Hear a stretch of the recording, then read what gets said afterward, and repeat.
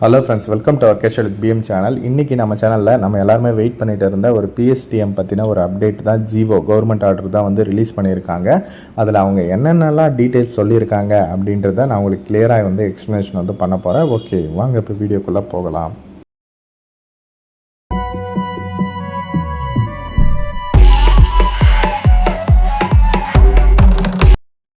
Okay friends, PSTM Tamil வழியில் படித்ததற்கான கல்வி சான்றிதழ் அதை பற்றி தான் வந்து இப்போது ஹைகோர்ட்டு தீர்ப்பு மூலமாக வந்து ஒரு சில திருத்தங்கள் வந்து ரிலீஸ் பண்ணியிருக்காங்க. அதை பற்றி தான் நான் உங்களுக்கு வந்து சொல்ல போகிறேன்.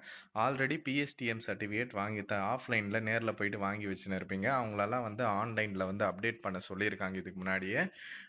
இல்லாதவங்க, இன்னும் அப்டேட் பண்ணாதவங்க சொல்லுங்கள், நான் வந்து உங்களுக்கு அப்டேட் பண்ணி தரேன். ஓகேவா? டிஸ்கிரிப்ஷனில் வாட்ஸ்அப் நம்பர் இருக்குது, நீங்கள் என்னை காண்டாக்ட் பண்ணலாம்.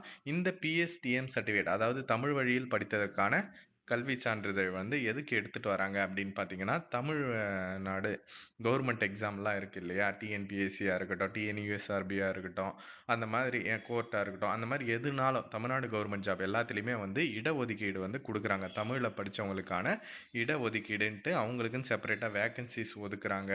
அதுக்கப்புறம் அவங்களுக்கு முன்னுரிமை தராங்க. அந்த மாதிரி இது மூலமாக நிறைய பேர் இன்றைக்கி கவர்மெண்ட் ஜாபில் வந்து இருக்காங்க இது யூஸ் பண்ணி. அதனால் வந்து அந்த சர்டிஃபிகேட் இல்லைன்னா சொல்லுங்கள், நான் உங்களுக்கு அப்ளை பண்ணி கொடுக்குறேன். எல்லா கவர்மெண்ட் ஜாப்லையுமே நீங்கள் வந்து 20% இடஒதுக்கீடு வந்து உங்களுக்கு கிடைக்கும். ஓகேவா? இதை வந்து மஸ்ட்டாக அவங்க ஃப்ரெண்ட்ஸ் அண்ட் ஃபேமிலி குரூப்லையுமே தெரியப்படுத்துங்க. ஆன்லைனில் அப்டேட் பண்ணாதவங்க டிஸ்கிரிப்ஷனில் வாட்ஸ்அப் நம்பர் இருக்குது, நீங்கள் எனக்கு மெசேஜ் பண்ணலாம். புதுசாக அப்ளை பண்ணுறவங்களும் மெசேஜ் பண்ணலாம். ஓகேவா? அப்ளை பண்ணி தரேன். இவங்க வந்து என்ன சொல்லியிருக்காங்க அப்படின்னா, இப்போ வந்து எதுக்காக இந்த கேஸ் வந்து எடுத்துகிட்டு வந்தாங்க அப்படின்னு பார்த்தீங்கன்னா, இப்போ வந்து நிறைய பேர் பார்த்தீங்கன்னா டைரெக்டாக 2வது வந்து ஜாயின் பண்ணியிருப்பாங்க. இல்லை 3வதோ, இல்லை 4வதோ, இல்லை 5வதோ வந்து ஜாயின் பண்ணியிருப்பாங்க. இல்லை வந்து குடும்ப சூழ்நிலை காரணமாக வந்து நேரடியாக 8வது, 10வது, 11, 12வது எழுதி பாஸ் பண்ணியிருப்பாங்க. அந்த மாதிரி இருக்கிறவங்கெல்லாம் வந்து எங்களுக்கும் வந்து அந்த இடஒதுக்கீடு கொடுங்க அப்படின்ற மாதிரி நிறைய பேர் வந்து அந்த கேஸ் வந்து போட்டிருந்தாங்க. அதுக்காக தான் வந்து இப்போ ஒரு ஜிஓ வந்து ரிலீஸ் பண்ணியிருக்காங்க. அதுதான். இப்போ வந்து ஃபர்ஸ்ட்டு பாயிண்ட் வந்து என்ன சொல்லியிருக்காங்கன்னா, 1வதுலேருந்து வந்து படிச்சிருக்கணும் தமிழ் மீடியமில். அவங்க வந்து 1வதுலேருந்து 10த் வரலுமோ, இல்லை குவாலிஃபிகேஷன் கேட்கறத பொறுத்து. இப்போது ஜாப் வந்து 8த் குவாலிஃபிகேஷனில் கேட்டாங்கன்னா, 1வதுலேருந்து 8த் வரலும் படித்ததற்கான சான்றிதழ் வச்சுன்னு இருந்தாலே ஓகே. அதுக்கப்புறம் நீங்கள் வந்து 11த், 12த் இங்கிலீஷ் மீடியம் படிச்சிருந்தாலும் அந்த ஜாபுக்கு நீங்கள் வந்து அந்த முன்னுரிமை சர்டிஃபிகேட் வந்து வைக்கலாம். ஓகேவா? அந்த மாதிரி குவாலிஃபிகேஷனை பொறுத்து அவங்க வந்து படிச்சிருக்கணும் அப்படின்ற மாதிரி சொல்லியிருக்காங்க. அதுக்கப்புறம் பார்த்தீங்கன்னா, நீங்க வந்து இரு மொழிகளை பயிற்று மொழியாக, அதாவது 2 வந்து லாங்குவேஜா வச்சுன்னு இருப்பாங்க பார்த்தீங்களா?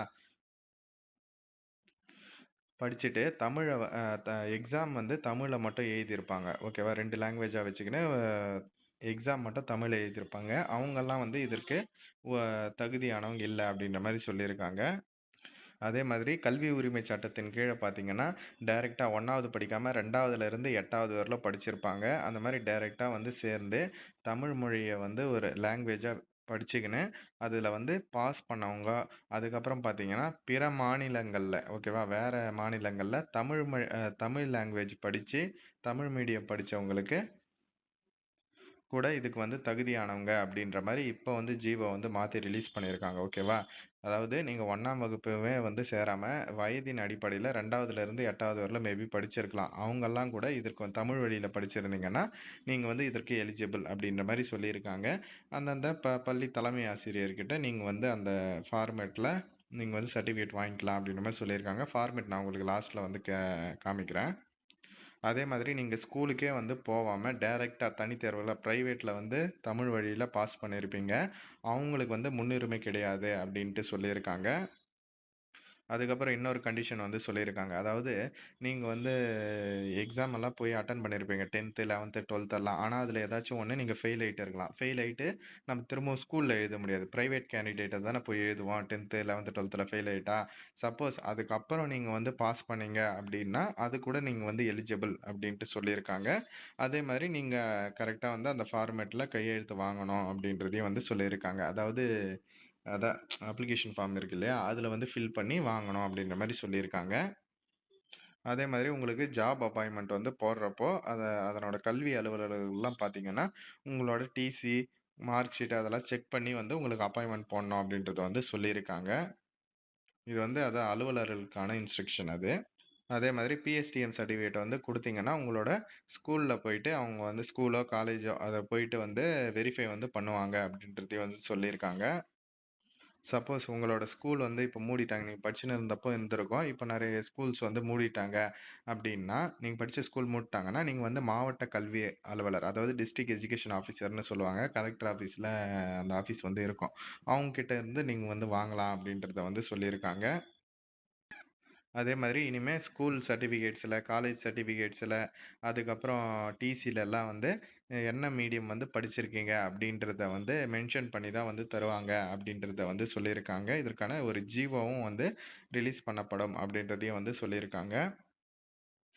இதுதான் வந்து முக்கியமான இன்ஸ்ட்ரக்ஷனா வந்து சொல்லியிருக்காங்க. அதுக்கப்புறம் பாருங்க முக்கியமானது, இது வந்து ஒரு அப்ளிகேஷன் ஃபார்ம் மாரி ஓகேவா? 2 அப்ளிகேஷன் ஃபார்ம் வந்து குடுத்துருக்காங்க. இதில என்னென்னலாம் குடுத்துருக்காங்க அப்படின்றது வந்து பார்க்கலாம். இப்போ வந்து இது வந்து ஸ்கூலுக்கு ஓகேவா? இணைப்பு 1ன்ட்டு குடுத்துருக்காங்க பாருங்க. இது வந்து ஸ்கூலுக்கு வந்து ரிலீஸ் பண்ணியிருக்காங்க. இது வந்து யாருக்கு பொருந்தும் அப்படின்னா, இப்போ வந்து அதுதான் டைரக்ட்டா வந்து 2வதுலருந்து டைரக்ட்டா 2ண்ட் ஸ்டாண்டர்ட் சேர்ந்தவங்க, அவங்களுக்கெல்லாம் கூட இப்போ எலிஜிபிள்னு சொல்லியிருக்காங்க இல்லையா? அவங்களுக்கான அப்ளிகேஷன் ஃபார்ம் தான் வந்து இது.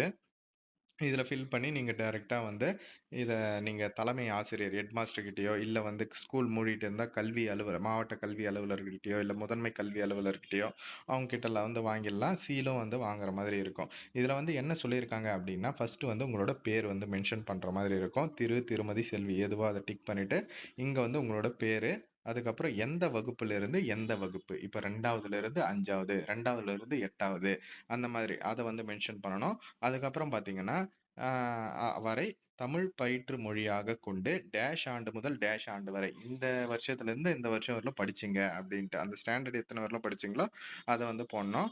அதுக்கப்புறம் இந்த பள்ளியில தனித்தேர்வர் முறையில் படித்தார். அதாவது அதுதான். அந்த பிரைவேட் கேண்டிடேட்டா இருப்பீங்கள்ல, 10த் வந்து ஃபெயில் ஆயிட்டாலோ, அதுக்கப்புறம் நீங்க எழுதி பாஸ் பண்ணியிருப்பீங்க. அத வாங்குறதுக்கு வந்து சொல்லியிருக்காங்க. வேணுனா தனித்தேர்வர் பிரைவேட் கேண்டிடேட்ஸ்ன்னுட்டு அதில வந்து மென்ஷன் பண்ணிக்கலாம். அதுக்கப்புறம் பார்த்தீங்கன்னா, கீழ வந்து குடுத்துருக்காங்க பாருங்க. அது வந்து என்ன சொல்லியிருக்காங்க அப்டின்னா, நீங்க வந்து ஸ்கூல்ல படிக்கும்போது எந்த விதமான கல்வி உதவித்தொகையும் வழங்கப்பட்டது, வழங்கப்படவில்லை. எதுவோ உங்களுக்கு ஸ்கூல்ல ஏதாச்சும் ஸ்காலர்ஷிப் குடுத்துருந்தாங்கன்னா, எஸ்ன்னு குடுக்கணும். இல்ல நோன்னு வந்து குடுத்துக்கலாம். ஓகேவா? வழங்கப்பட்டதுன்னு குடுக்கலாம். இல்ல வழங்கப்படவில்லை குடுக்கலாம். இங்க வந்து உங்களோட பேரு திரும்பவும் மென்ஷன் பண்ணணும். ஓகேவா? அதுக்கப்புறம் கீழ பிளேஸு, அதுக்கப்புறம் டேட்டு, அதுக்கப்புறம் சீலு, அதுக்கப்புறம் சிக்னேச்சர் ஓகேவா? இந்த மாதிரி. இதில வந்து என்ன சொல்லியிருக்காங்க அப்படின்னு பார்த்தீங்கன்னா, நீங்க 1வதுலேருந்து 10வது வரலுமோ, இல்ல 12வது வரலுமோ பார்த்தீங்கன்னா, வேற வேற ஸ்கூல்ல படிச்சிருந்தீங்கன்னா, நீங்க வேற வேற அத்தன சர்டிஃபிகேட்ஸ் வந்து வாங்கணும். இப்போ 1வதுலேருந்து 5வதுன்னா அது ஒரு சர்டிஃபிகேட். 6வதுலேருந்து 10வது அது ஒரு சர்டிஃபிகேட். அந்த மாதிரி ஓகேவா? இத வந்து பார்த்துக்கோங்க. இதே தான் இங்கிலீஷ்லயும் வந்து குடுத்துருக்காங்க. ஒரே பிரிண்ட் அவுட்டு நீங்க வந்து எடுத்துக்கலாம். அதே மாரி தான் இணைப்பு 2ல வந்து குடுத்துருக்காங்க பாருங்க. இது வந்து காலேஜுக்கு வந்து குடுத்துருக்காங்க. ஓகேவா? பட்டயம், பட்டம், முதுநிலை பட்டம் அப்டின்ட்டு சொல்லியிருக்காங்க. அதாவது UG degree, PG degree first பட்டயம்ன்றது வந்து டிப்ளமோ. ஓகேவா? அதுக்கான ஃபார்மேட் தான் வந்து குடுத்துருக்காங்க. ஓகேவா? இது வந்து கம்ப்ளீட்டா ஒரு கவர்மெண்ட்டோட அப்டேட்டு. எல்லாருமே வந்து தெரிஞ்சுக்கணும். இத வந்து மஸ்ட்டா உங்க ஃப்ரெண்ட்ஸ் அண்ட் ஃபேமிலி குரூப்ல வந்து தெரியப்படுத்துங்க. ஆன்லைன்ல பிஎஸ்டிஎம் சர்டிஃபிகேட் அப்ளை பண்ணணும் அப்டின்னு நெனச்சீங்கன்னா, டிஸ்கிரிப்ஷன்ல இருக்க நம்பருக்கு எனக்கு WhatsAppல மெசேஜ் பண்ணுங்க. நான் உங்களுக்கு கண்டிப்பா வந்து பண்ணி குடுக்குறேன்.